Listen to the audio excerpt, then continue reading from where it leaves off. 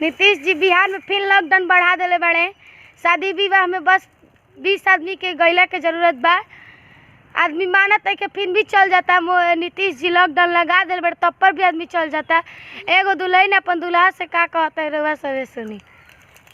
कैसे ले अइबा कार मारुति भरल भरल बासवा, कैसे ले अइबा कार मारुति भरल भरल बासवा।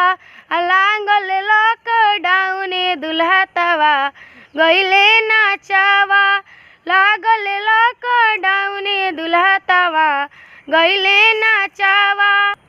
कैसे ले अइबा हाथी घोड़ा, कैसे ले अइबा बाजवा, कैसे ले अइबा हाथी घोड़ा, कैसे ले अइबा बाजवा। अरे कैसे ले अइबा हो दुल्हा सकल समाजवा, कैसे ले अइबा हो दुल्हा सकल समाजवा।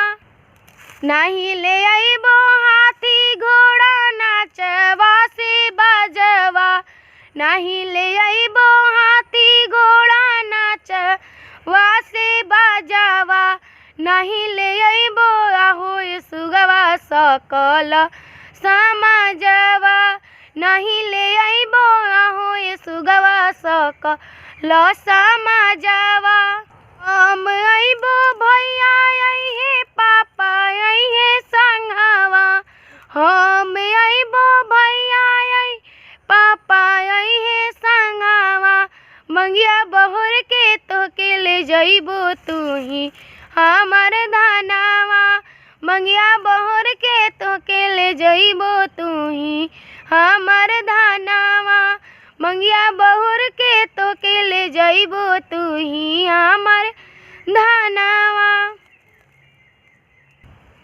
बढ़िया लागे तो लाइक और शेयर जरूर करम। धन्यवाद।